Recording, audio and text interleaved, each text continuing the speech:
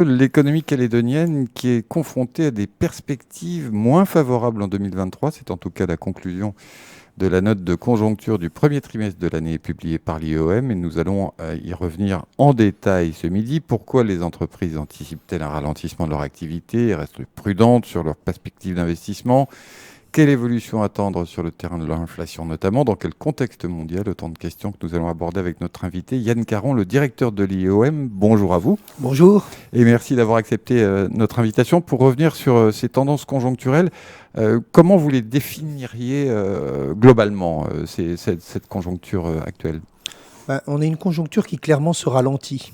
Elle se ralentit, j'ai envie de dire, surtout par comparaison avec l'année 2022, qui elle-même avait repris un petit regain de dynamisme. On sortait des 2 années de crise Covid. Et en sortie de cette crise Covid, en sortie aussi de la période de référendum, en sortie, il y a eu toute une série d'éléments, la fermeture également du territoire. On a eu en 2022, je dirais, un petit peu d'effet à la fois de résilience globale de l'économie, mais aussi plus un effet un peu de rebond et de rattrapage, notamment des entreprises, aussi une envie de consommer. Et tout ça, on l'a retrouvé dans une dynamique finalement relativement forte. Ça, c'est 2022. Sauf qu'en fin 2022, la situation a commencé à se retourner. Ouais. Et on observe là sur le premier trimestre 2023 une accentuation finalement ou une confirmation de cette inflexion, de retournement avec des éléments qui sont moins favorables. Alors quels éléments sont moins favorables et pourquoi selon vous ? Alors, ces éléments moins favorables, ils ont déjà, je dirais, ils ont commencé, ils se sont amorcés déjà au second semestre 2022. Il y a toute une série d'éléments. Déjà, dans la phase, pour placer ça un contexte un petit peu plus large que la Nouvelle-Calédonie, puisqu'on le vit nous aussi, mais toujours avec à peu près 6 mois de décalage. Il ne faut pas oublier que dans un premier temps, lorsqu'il y a eu une phase de reprise économique post-Covid, qui s'est plutôt faite en 2021 un peu partout dans le monde, sauf chez nous, puisque nous, on était dans notre phase de crise sanitaire à proprement parler, eh bien, ça a créé des tensions entre l'offre et la demande. Donc, la demande est remontée assez rapidement, alors que les appareils de production étaient un peu grippés. Comme moi d'ailleurs, pendant toute la période Covid. Et ça a assez rapidement suscité déjà une remontée d'inflation. Ouais. Et puis, on a cette remontée d'inflation, on pensait qu'elle allait être relativement temporaire. Et en définitive, elle n'a pas été temporaire, elle s'est accrue, elle s'est amplifiée. Elle s'est amplifiée sur les cours de l'énergie, sur les produits alimentaires, sur toute une série d'éléments, et bien sûr par aussi une situation de contexte international avec la guerre de la Russie en Ukraine, qui est venue tendre la situation d'une façon considérable. Et dans cette situation, toute l'économie mondiale s'est trouvée perturbée, ralentie. Cette belle reprise que tout le monde avait vécue en 2021 s'est pris un peu une douche froide. Et dans cette situation, les banques centrales, très rapidement, ont réagi en se disant on ne peut en aucun cas laisser l'inflation prendre une ampleur plus forte que celle qu'elle n'a déjà, puisque la progression que personne n'avait connue depuis une quarantaine d'années est devenue très forte, avec des taux d'inflation parfois à 2 chiffres dans un certain nombre de pays, y compris de la zone de l'Union européenne, l'Union européenne. Donc, réaction des banques centrales qui a commencé à s'amorcer au milieu de l'année 2022, avec des positions extrêmement fermes, extrêmement déterminées, de remontée de taux d'intérêt et de sortie de cette politique monétaire qu'on appelle dans le langage des banques centrales, des banquiers centraux accommodante, c'est-à-dire une politique monétaire qui visait à injecter beaucoup d'argent, beaucoup de liquidités à des taux d'intérêt très faibles. Et ça, évidemment, ça entraîne petit à petit un refroidissement de l'économie, à l'échelle mondiale toujours, mais qui se refroidit parce qu'il y a de l'inflation, parce qu'il y a des troubles internationaux avec cette persistance de guerre de la Russie en Ukraine, et puis parce qu'il y a effectivement des actions menées pour refroidir sensiblement l'économie, sans casser pour autant la croissance économique, ce qui est un exercice difficile. Alors justement, la persistance de cette guerre en Ukraine, elle a des effets un petit peu partout dans le monde, jusqu'ici d'ailleurs. On le voit sur les importations, sur les difficultés, sur les coûts évidemment, notamment les coûts du fret qui ont explosé l'année dernière. Oui, elle nous affecte, mais je dirais comme la crise Covid nous a affectés, comme la reprise internationale a aussi beaucoup affecté tout le transport maritime. De toute façon, nous sommes toujours un petit peu, je dirais, au bout du bout, très loin, avec des petits marchés, des délais d'approvisionnement qui sont importants, qui sont très tributaires aussi de la capacité des fournisseurs à nous livrer, et avec souvent deux provenances distinctes, une provenance qui est clairement métropole ou Union européenne, et une provenance qui est Chine. Et un certain nombre de produits qui sont fabriqués en Chine ou en Asie, mais qui transitent malgré tout et qui nous proviennent de métropole. Donc de toute façon, nous nous sommes affectés par ces perturbations, nous sommes affectés par les prix, nous sommes également affectés par les quantités disponibles. Et presque toutes nos entreprises sont affectées également, ça c'est un regard plus, je dirais, microéconomique d'entreprise, par le fait qu'elles sont amenées, dans ce contexte-là, à constituer des stocks plus importants, à anticiper des délais qui peuvent être plus longs et à être pénalisés également sur leurs prix, leurs achats, les prix d'achat, puisque leur dimension fait qu'elles n'ont pas une capacité de négociation extrêmement forte. Alors vous dites dans cette note de conjoncture également que les entreprises sont, j'allais dire, en quelque sorte un peu frileuses quant à leur volonté d'investir dans les mois et dans le cours de cette année 2023. Comment on explique ça ? Je dirais que l'explication, là aussi, tient en partie déjà sur l'année 2022. Comme on vient de l'évoquer, on a eu un certain rebond, un certain rattrapage, notamment de l'investissement des entreprises en 2022. Il faut rappeler que pendant les 2 années de Covid, la priorité des chefs d'entreprise, c'était de survivre. Ouais. C'était de gérer leur trésorerie. Mais ils ont été très aidés d'ailleurs. Voilà, de bénéficier pleinement du soutien, donc de s'endetter, non pas pour investir, mais pour préserver leur activité, préserver le bilan de l'entreprise, ne pas être en crise de trésorerie, en défaillance. Donc pendant cette période-là, bon nombre d'entre elles ont peu ou pas investi, les priorités étant autres. Et puis dans la phase donc, de 2022, on a eu à la fois plus de visibilité sur la situation globale, une dynamique un petit peu plus forte pour tout le monde, une envie de rattraper à la fois des consommateurs, des entreprises, et pour bon nombre d'entreprises, la nécessité de réinvestir.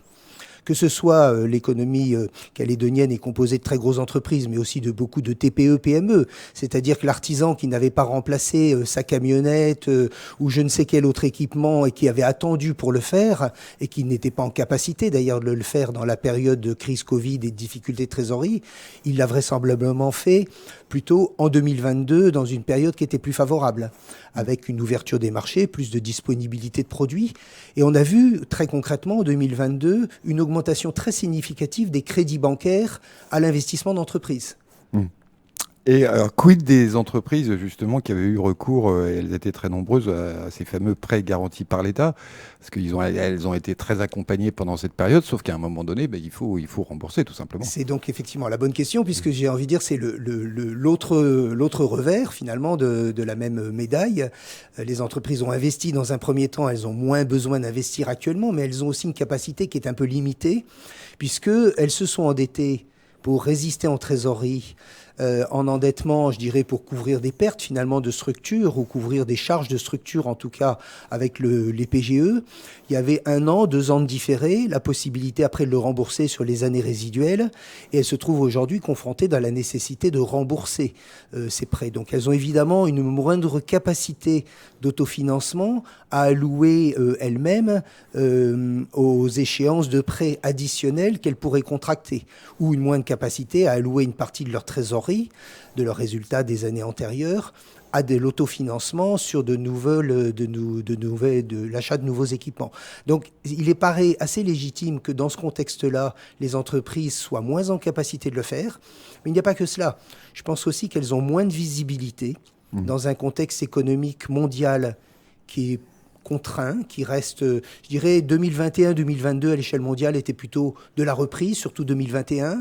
2022 commençait à annoncer des nuages avec la guerre, avec la remontée de l'inflation, avec bon nombre de perturbations. 2023 est une année un petit peu intermédiaire dans laquelle les perspectives restent difficiles. On n'est pas encore en atterrissage d'inflation, même s'il y a de bonnes évolutions. On supporte des taux d'intérêt qui sont élevés. C'est aussi un des éléments déterminants, bien sûr, des décisions d'investissement des chefs d'entreprise. entreprises. Si j'investis aujourd'hui, j'ai des prix d'achat qui sont assez élevés, effet inflation, j'ai des taux d'intérêt qui sont élevés et j'ai un manque de visibilité sur les perspectives économiques. Donc je vais plutôt différer mes investissements. Alors, ça pourrait paraître assez contradictoire, mais les recettes fiscales en même temps sont en augmentation, bien qu'il y ait forcément un effet. Ça aussi, c'est un effet mécanique de l'inflation. Oui, vous avez raison sur le fait qu'on a plutôt eu en 2022 une certaine remontée du niveau je dirais, de bonnes surprises sur les recettes fiscales. Je crois qu'on l'observe un petit peu également sur le premier semestre 2023. Ce n'est pas paradoxal, je pense, parce que le premier point qu'il faut rappeler, ce que nous mettons dans nos notes sur notre bilan 2020, de la synthèse économique 2022, c'est qu'on a une bonne résilience globale de l'économie et surtout de la consommation et de la consommation des ménages. Or, la consommation, c'est tout de suite de la TGC, avec un effet assez immédiat. C'est aussi de l'importation, donc des droits de douane sur les importations. C'est une grosse partie également de la fiscalité de nos environnements de collectivités d'outre-mer. Et puis, comme 2022 a plutôt été une bonne année, il y a eu aussi toute une série je dirais, de fiscalité propres aux entreprises qui se traduisent aussi dans les comptes. Donc, ça n'est pas contradictoire d'avoir ces éléments-là. Ça n'empêche pas les finances publiques de rester sous tension très forte. Ça a bien été dit sur vos ondes et d'autres tous ces derniers jours, avec des niveaux de trésorerie, de disponibilité en trésorerie qui sont très faibles et qui sont très préoccupants, et avec des décisions structurelles qui, pour le moment, ne sont pas encore prises, que ce soit sur la fiscalité, donc sur les recettes, ou que ce soit pour réduire les besoins. Est-ce que ça, c'est un élément qui peut expliquer un certain nombre d'hésitations des chefs d'entreprise ou des investisseurs ? Je pense que déjà, on a dans un certain nombre de domaines un peu de contraction de commandes publiques, que ce soit sur de l'investissement ou ce soit sur de l'exploitation quotidienne. Et il ne faut jamais oublier que nous avons aussi une économie qui est quand même très tributaire de la commande publique, qu'elle soit des collectivités, de la Nouvelle-Calédonie, des provinces, des mairies, des différentes sociétés d'économie mixte qui sont très nombreuses dans le territoire. Et donc ça pèse déjà par la commande publique et ça peut peser bien sûr également par les budgets. Est-ce qu'on a une idée précise ou non d'ailleurs du rôle que peut jouer l'incertitude institutionnelle dans ce genre d'hésitation ? C'est impossible à quantifier, en tout cas en ce qui nous concerne. On n'est statistiquement, pas en capacité sûrement de le quantifier. Pas. Mais... Ce que l'on observe tout de même très clairement, il y a toute une série d'éléments, mais ce qu'on observe, c'est que le comportement de tous les acteurs économiques, que ce soit les ménages, que ce soit les entreprises, que ce soit les différents décideurs, évidemment, et je dirais heureusement, prend en compte le contexte, les perspectives, la visibilité, ou je dirais plutôt l'absence de visibilité et de perspective dans la situation actuelle. Donc forcément, et d'ailleurs dans un des éléments que j'évoquais tout à l'heure sur la reprise 2022, c'était on est sorti de 3 périodes de référendum, et dans un premier temps, il y avait plutôt du soulagement.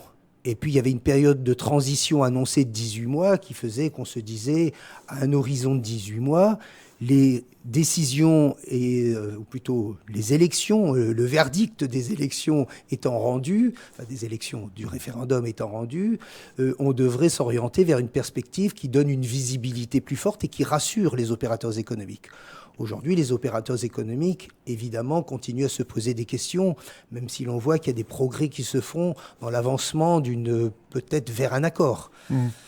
Alors, revenons un instant à l'inflation, parce qu'évidemment, elle touche tout le monde. Pas forcément exactement de la même manière, d'ailleurs, puisque la consommation des ménages, ce que vous dites, c'est qu'elle est résiliente, c'est-à-dire que les Calédoniens continuent à consommer, malgré la hausse des prix, ils consomment beaucoup. Oui, ils maintiennent un niveau de consommation, mais quand on mesure ce niveau de consommation, on intègre aussi un effet prix, donc un effet augmentation des prix, comme on vient de le voir d'ailleurs sur la fiscalité, sur la collecte fiscale. Donc je dirais que déjà, le maintien de la consommation se traduit aussi ou provient en partie aussi de l'effet de l'augmentation de prix. Maintenant, on voit que malgré tout, en volume, on a des effets qui sont relativement conséquents. Mais malgré tout, on voit que sur dans la grande distribution, il y a des effets sur le panier de la ménagère, il y a des effets sur le ticket moyen des achats. On voit également, et c'est un point important, on a en Nouvelle-Calédonie je dirais une situation très hétérogène dans la répartition des revenus et des richesses. Donc il y a des gens dont le niveau moyen de revenus est suffisamment élevé pour que d'une part, l'alimentaire ne représente qu'une part relativement limitée de leurs achats quotidiens, donc de leur budget familial, et d'autre part pour que la variation de ces prix alimentaires ne soit pas un handicap ou un frein à la consommation, alors qu'on a aussi un niveau moyen de revenus très faible, faible ou très faible, donc un grand niveau d'inégalité bien sûr, et avec beaucoup de gens pour qui on a le double phénomène inverse. L'alimentaire représente une part déterminante de leurs revenus. Ils ont du mal à boucler les mois déjà en situation normale. Et lorsque l'alimentaire augmente, comme il a augmenté ces derniers temps, et comme il continue, parce qu'on a un ralentissement global de l'inflation qui est conséquent, mais les produits alimentaires restent sur une tendance élevée. Et donc évidemment, ces ménages-là, ces familles, restent très affectés par cette situation aujourd'hui. Est-ce que ça se traduit concrètement dans les démarches qu'ils entreprennent? On pense au surendettement, on pense aux choses comme ça. Est-ce que vous avez noté des augmentations significatives de ce point de vue-là? On a des augmentations que l'on observe effectivement sur ce qu'on appelle les indicateurs de vulnérabilité des entreprises. Donc les demandes de consultation sur les fichiers, c'est-à-dire les gens qui sont en difficulté puisqu'ils ont eu des chèques impayés, ils sont en interdit bancaire, etc. Donc ils viennent voir l'IOM, la Banque centrale, pour avoir des informations sur ces fichages. C'est pas nous qui faisons les fichages, par contre c'est nous qui gérons les fichiers en lien avec la Banque de France. Donc il y a un droit d'accès aux fichiers et on voit une augmentation forte de ces demandes. On voit également une augmentation des demandes de droit au compte, c'est-à-dire le service minimum bancaire qu'on attribue, nous, on désigne une banque pour elle apporte le service minimum bancaire lorsque les banques refusent d'ouvrir un compte à quelqu'un. On voit également une augmentation assez significative du nombre de dépôts de dossiers de surendettement. Il reste très faible, extrêmement faible en Nouvelle-Calédonie. C'est de l'ordre d'une centaine de dossiers. On est passé à peu près de 80 dossiers à 120 dossiers, c'est une très forte augmentation, mais le niveau reste très faible. Néanmoins, ces signaux sont révélateurs. Et je pense que si l'on se tourne vers les gens qui accompagnent les difficultés sociales, que ce soit la DEPAS, que ce soit la banque alimentaire, que ce soit le monde associatif, on a à l'évidence des situations qui sont plus tendues. On les a déjà observées pendant la crise Covid, ça apparaissait peu dans nos statistiques ou dans nos notes économiques parce qu'on a plus de difficultés à appréhender cela et on ne dispose pas de séries statistiques qui nous permettent de les traiter, mais on savait très bien que c'était des réalités et nous avons rencontré bon nombre d'acteurs sur ces sujets-là. Alors, dans votre note de conjoncture, vous faites la liste des secteurs un petit peu en tension. Il y a notamment deux secteurs en ce moment qui ne vont pas très bien, on va dire. C'est le secteur du BTP. On sait qu'il y a une activité qui se ralentit petit à petit. On parlait de commande publique tout à l'heure. Effectivement, tout ça est lié.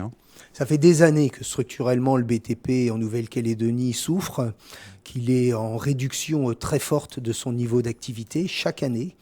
On a eu là aussi un petit rebond en 2022. On le voit notamment sur des éléments tels que la hausse de la consommation de ciment, des choses de ce genre. Mais j'ai envie de dire rien qui efface ou qui remette en cause la tendance lourde de réduction qui intervient depuis des années. Et puis, on a dans un secteur comme le BTP, on enregistre de plein fouet des augmentations de prix qui proviennent d'intrants qui viennent de l'extérieur, qui sont souvent difficiles à répercuter. Parce que lorsqu'on est sur des marchés publics, lorsqu'on est même sur des marchés de privés ou autres, il est difficile au milieu du gué, quand on construit une maison, de dire voilà, vous avez telle augmentation de coûts, parce que malheureusement, personne ne sera en capacité de pouvoir assumer cette augmentation de coûts. Donc il y a une vraie difficulté. Je dirais c'est plus facile de répercuter du jour au lendemain l'augmentation du prix sur des fruits et des légumes que sur des éléments de ce genre qui impactent profondément des éléments des marchés. Et des marchés qui sont sur des niveaux qui sont figés contractuellement, etc., et sur lesquels les répercussions de prix sont plus difficiles à imputer. Alors, il y a peut-être un dernier point, c'est que l'augmentation double à la fois d'un certain nombre de produits qui rentrent dans le BTP, dans le bâtiment plus particulièrement, donc tous ces différents intrants, que ce soit le ciment, que ce soit des produits électriques, que ce soit du placo, que ce soit des poutrelles métalliques, enfin tous ces éléments-là connaissent une augmentation de prix. Mais il y a un autre élément également qui est décisif, c'est l'augmentation des taux d'intérêt et notamment des prêts immobiliers. Que ce soit aux entreprises ou que ce soit aux ménages, on a évidemment une augmentation forte, significative de taux d'intérêt qui rentre dans ce que j'évoquais tout à l'heure, c'est-à-dire la volonté extrêmement ferme, résolue des banques centrales, et l'IOM n'y échappe pas, ne peut pas y échapper, de réduire l'inflation dans un délai court avec une cible à échéance 2024 qui se traduit dans un premier temps par une augmentation forte des taux d'intérêt. Et sur l'immobilier, ça joue particulièrement puisque, évidemment, ça réduit la capacité d'endettement d'un certain nombre de ménages, notamment, ou peut-être d'entreprises, et ça peut conduire à différer des choix d'investissement immobilier ou à réduire, c'est souvent plus difficile. Quand on a une famille, on ne va pas se dire « je vais acheter un appartement avec une chambre de moins parce que le taux d'intérêt est plus élevé ». On va plutôt se dire « je vais attendre l'année prochaine ». Alors justement, est-ce qu'il faut attendre l'année prochaine ou est-ce que quelles sont les perspectives à moyen terme à votre avis ? Très clairement, si on reste sur la notion des taux et de l'inflation, je pense que la mécanique et le volontarisme des banques centrales commencent à produire ses effets. On le voit avec petit à petit un peu de ralentissement d'inflation un peu partout à l'échelle mondiale. On le voit clairement d'ailleurs en Nouvelle-Calédonie, mais comme il s'agit d'une inflation plus importée, ça peut aussi tenir à des raisons un petit peu différentes, mais on a aussi un atterrissage d'inflation qui est assez marqué. Globalement, à l'échelle mondiale, on conserve des zones de tension, surtout sur l'énergie et surtout sur les produits alimentaires. C'est ce qu'on appelle... c'est les deux points qui rentrent dans le calcul qu'on retire du panier global d'inflation quand on veut calculer ce qu'on appelle l'inflation sous-jacente. C'est-à-dire, j'ai envie de dire, l'inflation un peu plus structurelle qui intègre l'ensemble des éléments et qui met de côté ces deux éléments à très forte variabilité que sont l'énergie, les cours de l'énergie très fortement impactés par la guerre et par des marchés internationaux, et les produits alimentaires également eux aussi très impactés. Et ils ont été aussi, et continuent à l'être chez nous, par la pluviométrie très excessive de toute la période El Niña. On peut craindre que maintenant qu'on commence à enregistrer un effet négatif à la perspective d'El Niño. L'énergie et l'alimentation qui sont les deux postes que surveillent le plus les particuliers, on imagine. Bien sûr. Bien sûr. Surtout l'alimentation, je pense. Surtout l'alimentation. L'énergie, évidemment, rentre en compte pour les déplacements et les transports. Par contre, nous n'avons pas du tout les mêmes postes d'énergie qu'on peut l'avoir en pays tempérés, avec, bien sûr, la contrainte beaucoup plus forte du chauffage. Voilà, donc évidemment la sortie de la Niña nous amènera peut-être aussi à des évolutions de température qui conduiront à avoir plus besoin d'énergie sur la clim, mais je dirais que c'est une variable qui peut s'ajuster alors qu'elle peut en aucun cas s'ajuster sur les transports ou beaucoup plus difficilement et surtout sur l'alimentaire. Alors, puisqu'on parle de transport, on dit aussi dans votre note que la reprise touristique internationale marque le pas. Bon, pendant la crise Covid, évidemment, la question ne se posait pas. Puis il y a eu un rebond et là, ça recommence à diminuer. Oui, elle a été forte néanmoins, cette reprise touristique. Ouais. Elle a été assez forte à l'échelle mondiale. On a toujours, nous, une position un petit peu décalée en Nouvelle-Calédonie, mais on voit bien qu'il y a eu un regain, une reprise, un rattrapage du tourisme aérien et qu'on a bien sûr une reprise, on le voit tous les jours, au port du tourisme de croisière qui est fort. Après, je dirais tout ça, c'est l'effet aussi fin de crise Covid et réouverture, puisqu'il ne faut pas oublier qu'on a été en décalage, nous, comme je le disais, on a été en décalage sur notre crise sanitaire, on a été en décalage d'1 an sur la réouverture du territoire, et par rapport à la Polynésie, notre rebond touristique, il est beaucoup plus faible, mais on n'a pas non plus le même positionnement stratégique de notre économie sur le tourisme. Et là, aujourd'hui, effectivement, il y a des segments de tourisme qui sont relativement porteurs, comme la croisière, on en a d'autres qui, effectivement, fléchissent un peu et connaissent une situation un petit peu intermédiaire aujourd'hui. Dans les perspectives à moyen terme, qu'est-ce que vous surveillez précisément en tant que banque centrale ?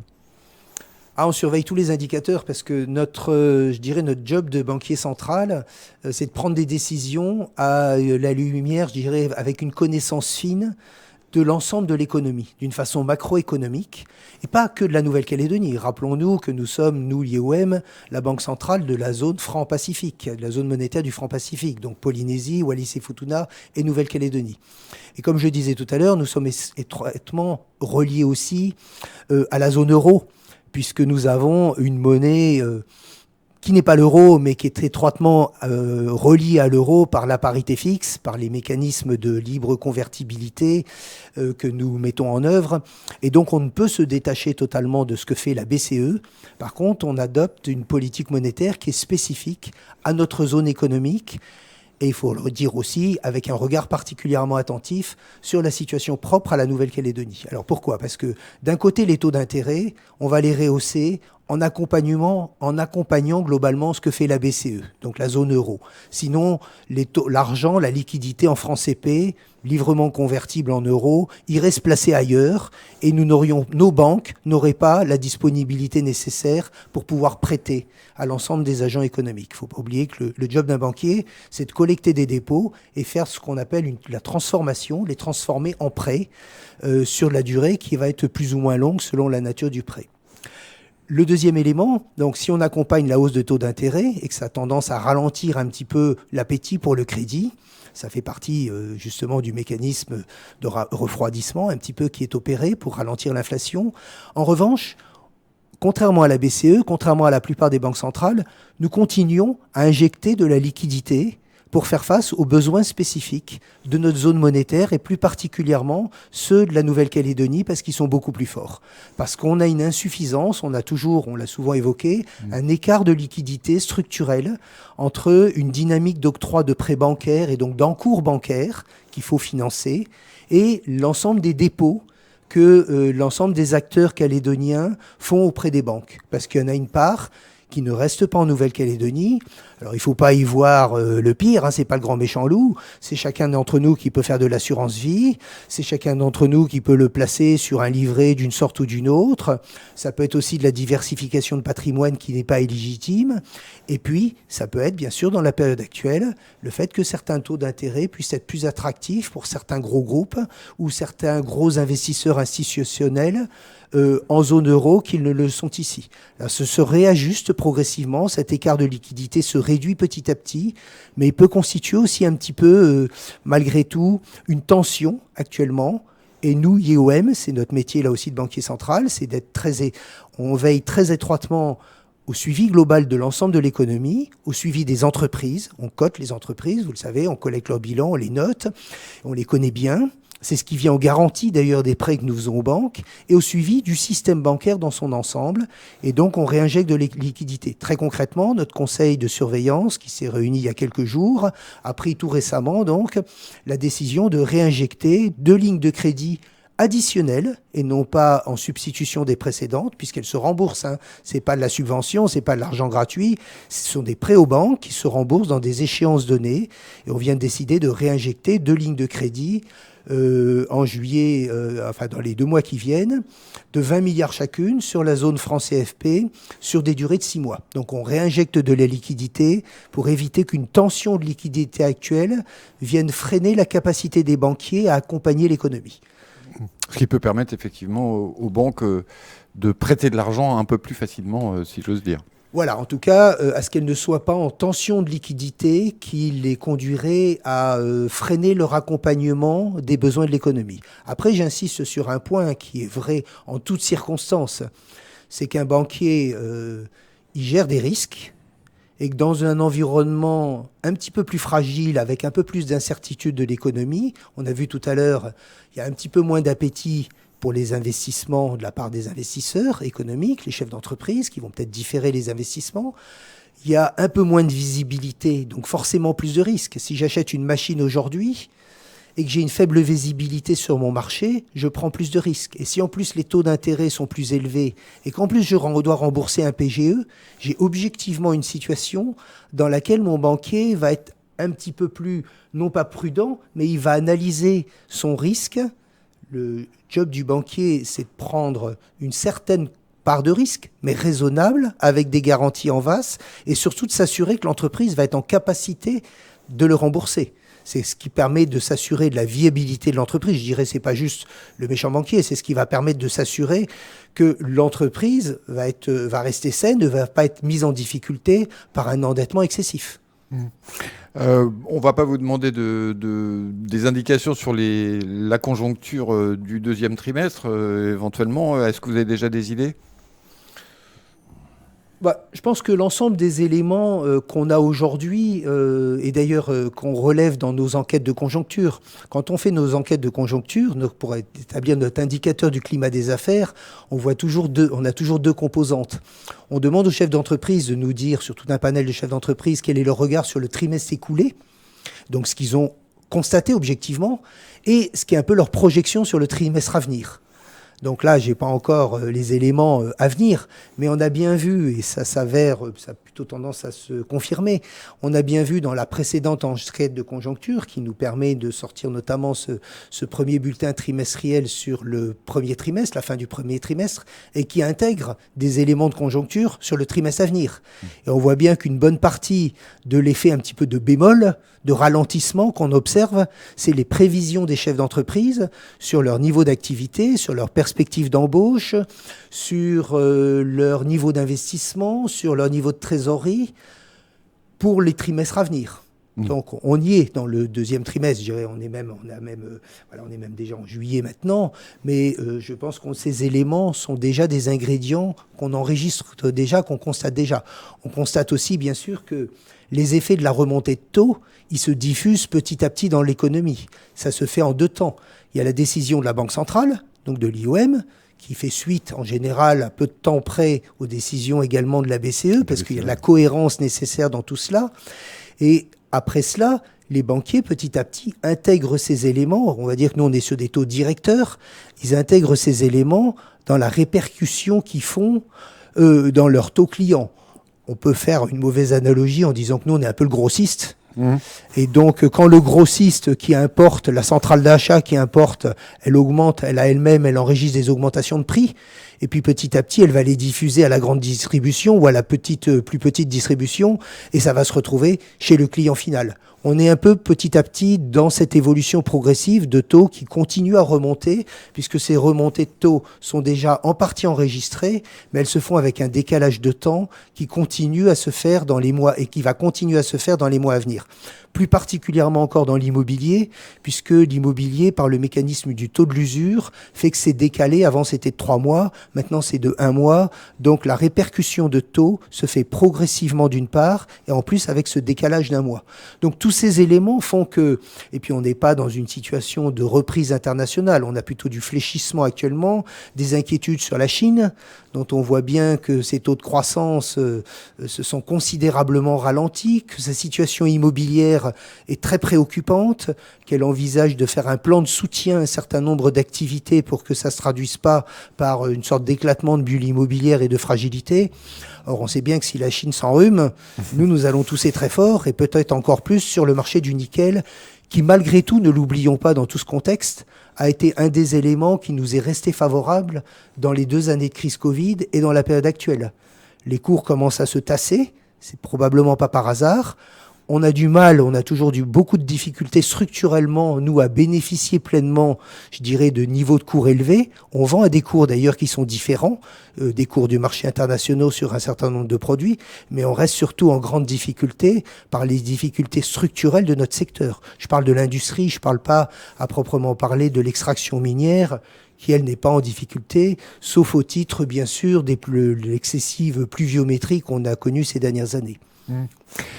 Yann Caron, directeur de l'IOM, merci d'avoir apporté votre expertise aujourd'hui à ces jeudis de l'économie, et on suivra évidemment, comme on le fait à chaque fois, la publication de vos notes de conjoncture, toujours très utiles pour savoir dans quel état est l'économie de la Nouvelle-Calédonie. Merci d'avoir été avec nous en tout cas. Un grand merci à vous pour votre écoute et à tous vos auditeurs, et pardonnez ma voix enrouée. Voilà, on vous dit belle journée sur Radio Rythme Bleu. Merci d'avoir été fidèle au jeudi de l'économie.